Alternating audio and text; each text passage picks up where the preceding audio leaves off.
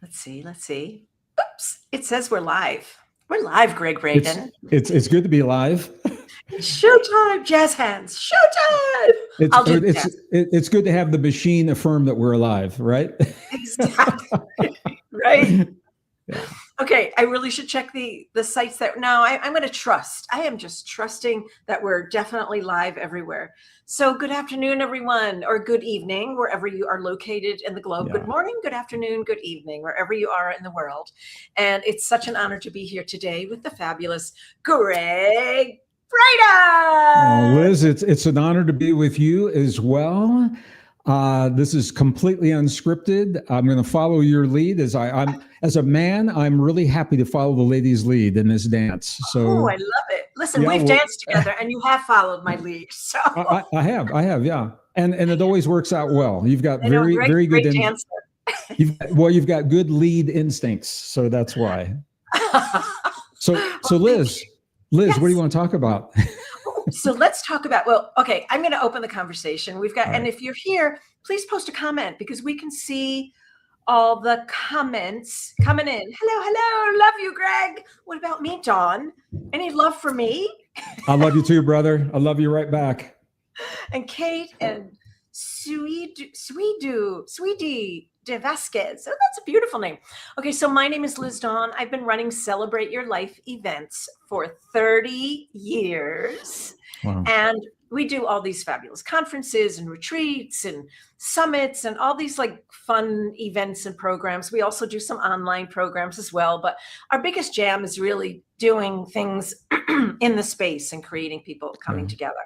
So before we even get started, I just want all of you to know that we are doing an event with Greg, and I'm squinting because I should put my glasses on, with Greg and Anita Marjani and Dr. Bruce Lipton and Dr. Sue Morter in January.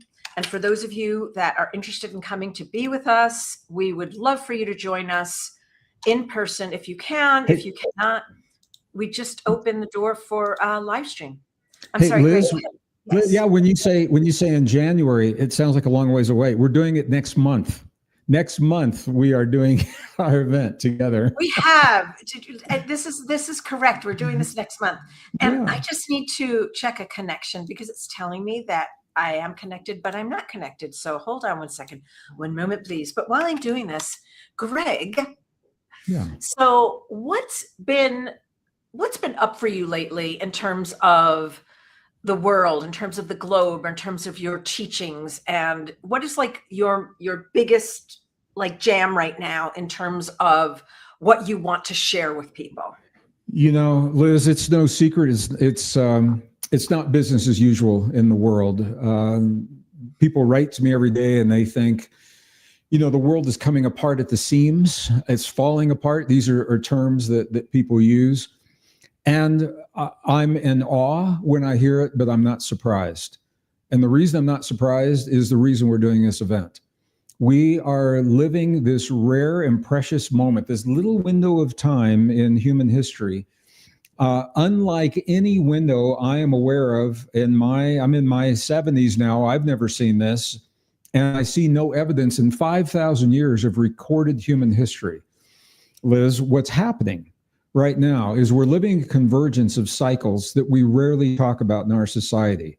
And we're talking about everything from big cosmic cycles to astronomical cycles to cycles of economic cycles are converging. Climate cycles are converging, social cycles, political cycles, economic cycles, as I said, and interestingly, conflict cycles. When I did a talk at the UN and I mentioned conflict cycles, the UN folks said, what do you mean? Doesn't conflict just happen when it happens? And it certainly can. But there are specific 17.5-year conflict cycles, 56-year conflict cycles. All of these things are converging. And what that means to us, Liz, is that the world that we used to know no longer exists. We're moving into a new world, yet we are attempting to navigate the new world through the thinking of the world of the past. And this is where the disconnect comes in. So what's up for me is new ways of thinking about ourselves and our relationship to the world. And AI certainly is driving a big part of that conversation, because this extraordinary technology of AI has been dumped into our laps with no guidelines, no guardrails, and no really clear understandings of what it means in our lives and what it can and cannot do.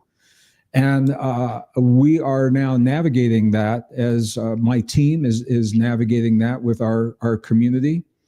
I'm a tech guy, and I love tech, and I'm not anti-AI. However, what the studies are clearly showing is that when we give away our creative powers, our powers of imagination, creativity, innovation, when we give those powers away to AI, we lose something within ourselves. And it's not my imagination. This is now December of 2025, February of this year, so less than a year ago, University of Toronto came out with a peer-reviewed study showing that the chronic use of artificial intelligence for creative endeavors actually diminishes our creative capacities. We not only are not helped, but we lose our ability to innovate, to imagine, to create, because the part of our brain that does that needs to be constantly used. When we delegate our creative capacity to a machine, whether we're talking about artwork or whether we're talking about writing the lyrics to a song, writing the music to a song, writing a new book, all of that is possible, certainly through AI right now. What is the price that we pay for that? Well, what the study is showing is that we actually begin to lose our ability to imagine and to innovate and to create. And the term that they use, this is very interesting. When we do it a lot, all of our creations become vanilla, is the term that they use. In other words, all the lyrics for all the songs start to sound the same. The music starts to sound the same. The artwork starts to look the same. And we know that because you can go on YouTube, you can look at the thumbnails on YouTube, and you know what's AI generated and what's not, because it all has this look. And I just had this conversation a few moments ago on another interview. I'm a musician when I'm not doing what I'm doing now. And yes, you are. And you're a fabulous musician. Well, thank you. That's my plan B. If this whole gig doesn't work out, Liz, that's my plan B. No, just kidding. So I want everybody to know that Greg has been a spiritual teacher and speaker since the 90s, probably the 80s, I would think. So 1986 was my first public talk. That is so cool. It was at the Open Door Bookstore in Denver, Colorado. If anybody knows, I totally remember that. Where that is. So, but here's the thing: it's the imperfections in the music, the imperfections in the vocalization, the imperfections in our art that appeal to us. When every drum beat is perfect, and every lyric and every tone, what made Johnny Cash so appealing? By all accounts, most people agree he was not a particularly good singer, but it was the imperfections and the honesty and the authenticity in his voice that reflected the suffering and the hurt and the pain in his life. That's what made him appealing, and others as well. And AI does not do that.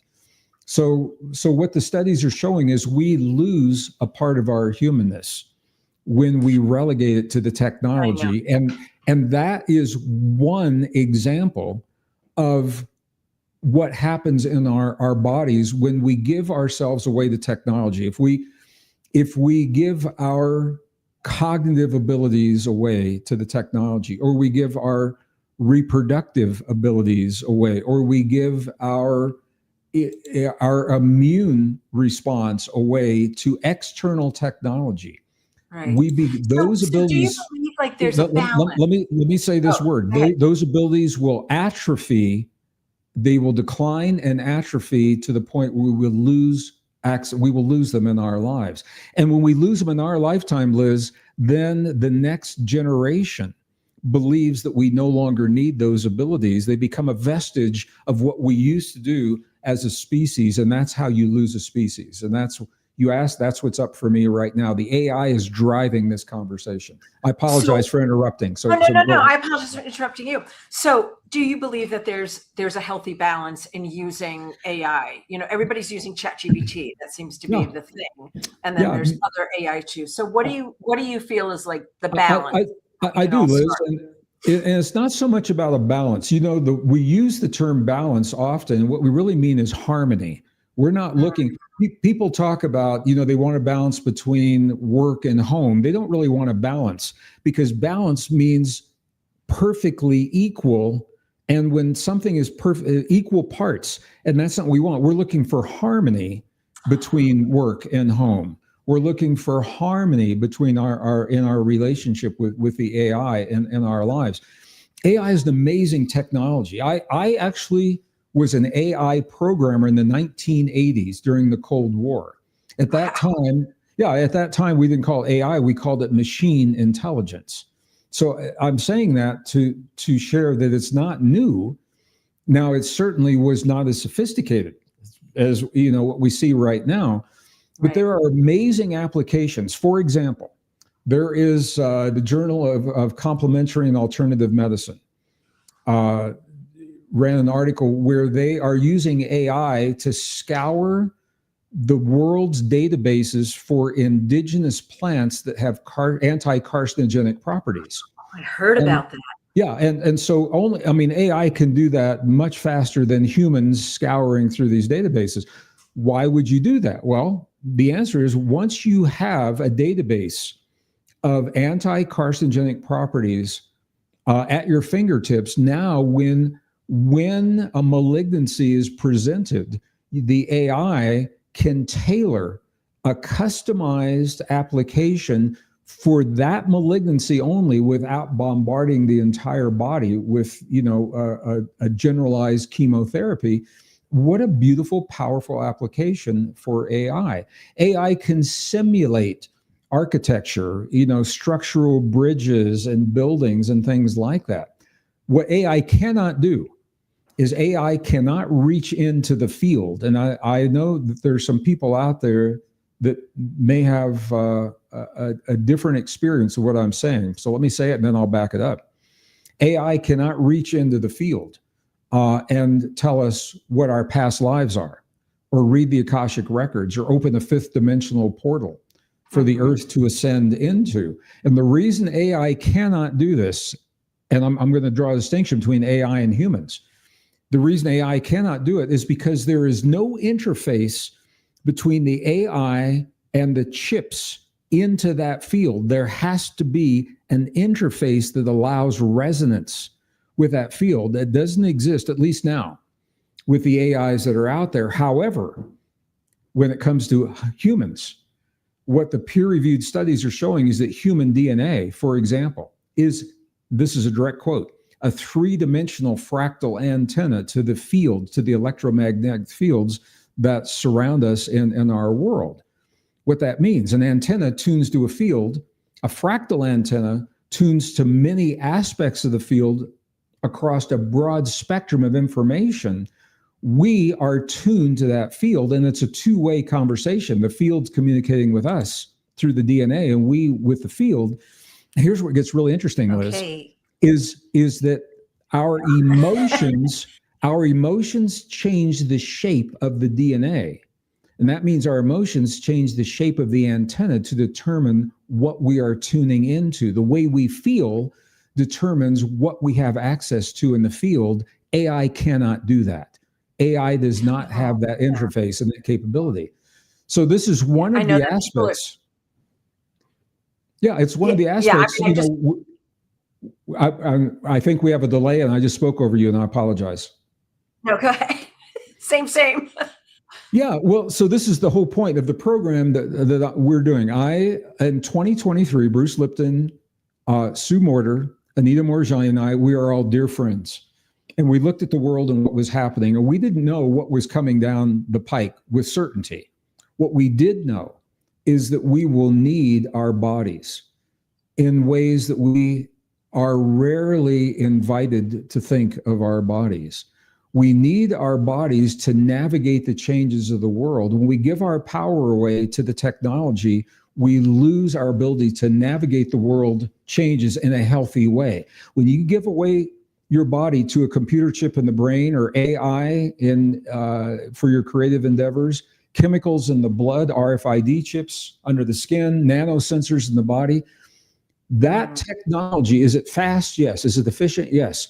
However, it locks us in to one way of being in the world because the AI is not dynamic.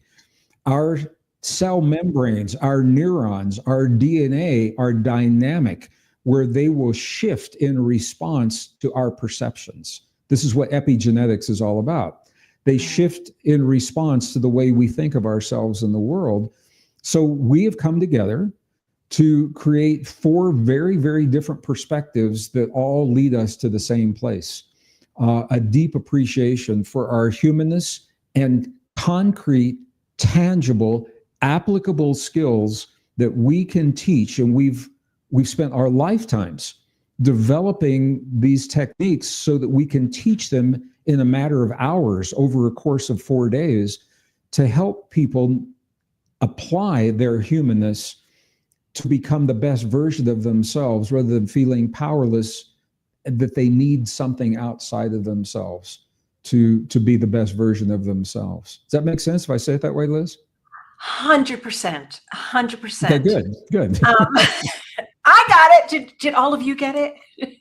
Did all of you get that? So to what Greg is sharing is we are doing an event with Dr. Sue Morter, Bruce Lipton, Greg, and Anita on January 16th through the 19th. It is taking place in Scottsdale, and it is taking place at the Doubletree Paradise Valley Resort in Scottsdale. If you live in Arizona, you know where that's located probably.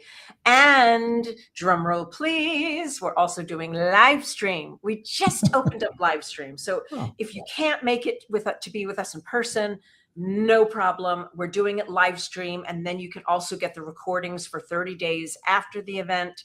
You'll have it. So it's a wonderful way to, if you can't be there in person, of course, in person is always optimal, but right now maybe traveling isn't a possibility for you, or finances are tight. Live stream is your next best option, and we really create a wonderful community when we do the live stream. So, Liz, am I correct in now thinking it's also closed caption? Is that happening? Yes, we're also going to be doing, and I can't believe they have the technology now. I'm so excited about this. It's our first time ever using this technology, that we will be doing all of the presentations will be closed captioned. So maybe you don't understand someone, or they spoke too quickly. You just can read the captions. It's like watching Netflix with captions, right? Yeah, it's pretty cool technology. I think they're using AI for some of the closed caption. Yeah. Yeah, I mean, that's what we're doing. Actually, it's a feature within PowerPoint. Yeah.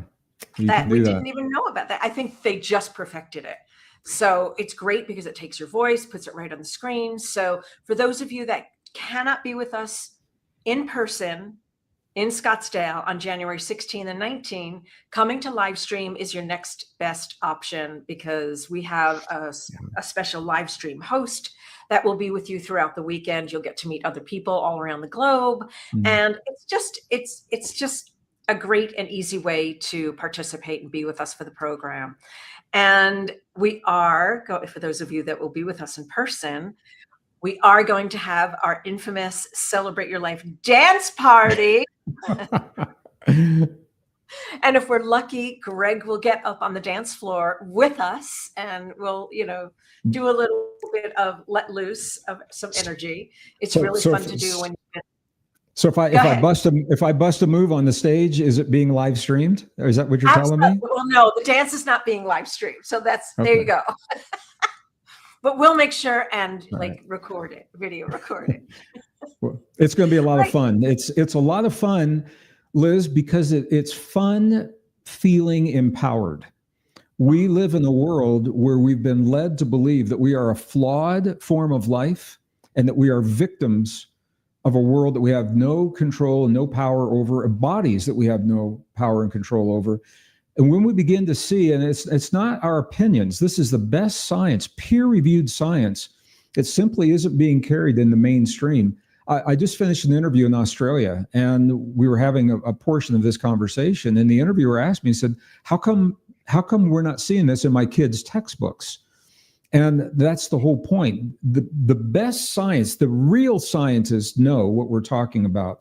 Pop scientists that you see on network news are generally uninformed. They are perpetuating an old model.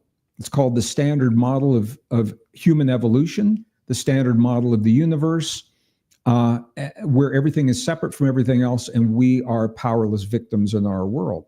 When we begin to learn the potential that we have within us through 7 epigenetic triggers: thought, feeling, emotion, breath, nutrition, movement, and focus. These are the core principles of our most ancient and cherished indigenous and spiritual traditions. So when we begin to learn the combinations of how we use those to awaken this extraordinary potential inside of us, all of a sudden the world looks less fearful, and that can be fun. That's where the fun comes from. When you feel more, when I feel more empowered, I'm in my whole self, in my true self, that when I'm out there in the world, I feel so much stronger. And I know that's what being together in person does for us.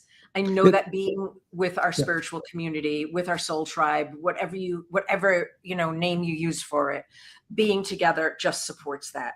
Well, it does, Liz. But and I want to emphasize, it's not a false sense of support. What we're doing is hundreds of us are in this event are coming together to reinforce what it is that we're learning through the best science of the modern world and newly discovered and newly translated texts from our ancestors that didn't know the science, but they definitely understood how to awaken these principles in the human body. And that's why they were persecuted. That's why the texts were buried and lost for thousands of years. And so you put all that together, and it is fun because it's more about remembering. There's a feeling, and many teachers out there will perpetuate a belief that you have to work to achieve this understanding of yourself, when in truth, when you take away the lies and you take away the false programming, all that's left is what's true, and all that's left is our human divinity. And this is really what we're talking about. These are expressions: imagination, creativity, innovation, empathy, sympathy, love, forgiveness, healing are all expressions of human divinity. And we already have them. So this is more about remembering the potential that lives within us and recognizing the veils of misinformation and disinformation and indoctrination and programming. When you have the reason to let those go, all that's left is what's true. And that is a deep memory, and that can be a lot of fun as well. I know. So come join us, either in person or live stream. And the URL is celebrateyourlife.com/Scottsdale. So here, I'll post it in the comments as well, and it's on the screen.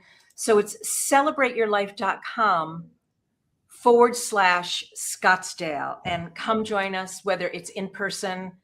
We get it that being in person is not always feasible, and we literally just opened the doors for live stream. So come be with us. Greg Braden, Dr. Bruce Lipton, Anita Morjani, Dr. Sue Mortar, January 16th through 19th. And again, we are recording it. So if you cannot be there for the actual live stream, and we're doing closed caption, we have 30 days post to be able to view the recordings and be a part of it. So we're making this super, super easy for everyone all around the globe. And look, Mona's going to be there. She's going to be there live and in person. Woo! All right, everyone. Greg, thank you so much for taking the time and spending this time with us today. And thank you, everyone, for joining us. We look forward to seeing you in January. Have a amazing holiday season and a beautiful new year. Any closing comments, Greg? Liz, I want to thank you for all you're doing, you and the team behind you that we can't see on the screen, but you've got an amazing team that's making this possible. Yeah, and I want, I'm going to acknowledge, I didn't know how much time we would have today. We covered a lot of ground, and for some people, if you've never seen this, it sounds like a lot. It's simple. It all comes down to love. And the question we ask is, do we love ourselves enough to accept the gift of our humanness and what it means to be human, our divinity? And that's not a question you answer with words. It's a question you answer through the choices that you make in your life every moment of every day. And we're giving you reasons, really solid, rock solid reasons to make new choices.